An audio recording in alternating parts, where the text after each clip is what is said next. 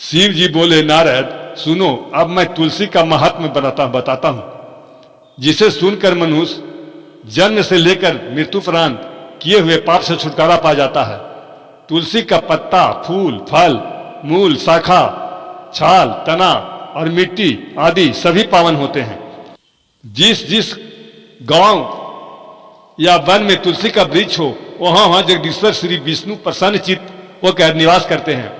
उस घर में दरिद्रता नहीं रहती और बंधुओं से वियोग नहीं होता।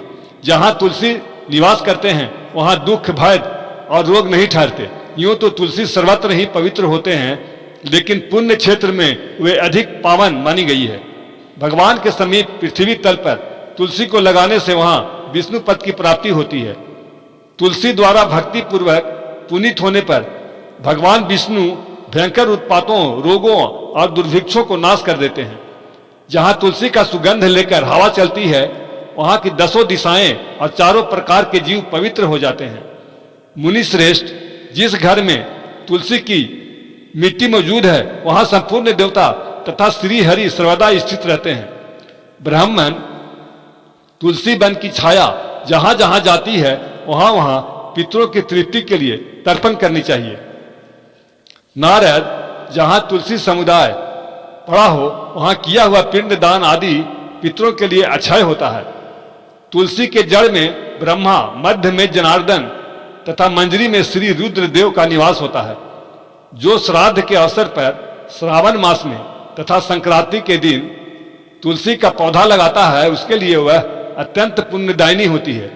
जो प्रतिदिन तुलसी दल से भगवान की पूजा करता है, यदि वह दरिद्र हो तो धनवान हो जाता है। जिसका मृत शरीर तुलसी की लकड़ी के आग में जलाया जाता है, वे विष्णु लोग जाते हैं। मृत पुरुष यदि महान पापों से ग्रस्त हो तो भी तुलसी लकड़ी की अग्नि से देह का दाह संस्कार होने पर वह शुद्ध हो जाता है। जिसकी मृत्यु के समय श्री हरि का कीर्तन अवस्मरण हो तथा तुलसी की लकड़ी से जिसके शरीर का दाह किया जाए, तो उसका पुनर्जन्म नहीं होता। और दाह संस्कार के समय अन्य लकड़ियों के भीतर एक भी तुलसी का लकड़ी हो तो करोड़ों पापों से युक्त होने पर भी मुक्ति हो जाती है। तुलसी की लकड़ी मिश्रित होने पर सभी काष्ठ पवित्र हो जाते हैं। तुलसी काठ की लकड़ी से अग्नि से मृत मनुष्य का दाह होता देख विष्णु दूत भी आकर उसे वैकुंठ ले जाते हैं। यमराज के दूत उसे नहीं ले सकते। वह करोड़ों जन्मों के पाप से मुक्त हो भगवान विष्णु को प्राप्त होता है।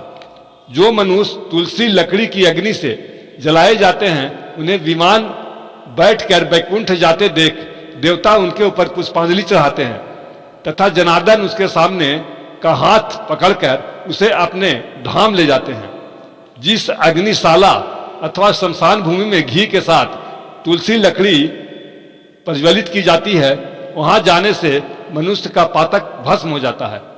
जो ब्राह्मण तुलसी लकड़ी की अग्नि में हवन करते हैं, उन्हें अग्नि होम यज्ञ का फल मिलता है। जो भगवान को तुलसी लकड़ी का धूप देता है, वह उसके स्वरूप 100 यज्ञ अनुष्ठान तथा 100 दान पुण्य प्राप्त करता है। जो तुलसी की लकड़ी की आंच से भगवान का नैवेद्य तैयार करता है, उसका वह अन्न थोड़ा सा भी भगवान को अर्पण करता है, तो वह मेरू के समान अन्न दान फल देने वाला होता है। जो तुलसी की मंजरी से भगवान की पूजा करता है, उसे नाना प्रकार के पुष्पों द्वारा पूजा करने का फल प्राप्त होता है। तुलसी हमेशा जमीन सतह से पिंडा बनाकर या गमले में 1-2 फीट ऊंचा लगाना चाहिए। इससे दोष नहीं लगता है। तुलसी के नजदीक घी का दीपक अवश्य जलाना चाहिए। इससे भगवान विष्णु प्रसन्न होते हैं।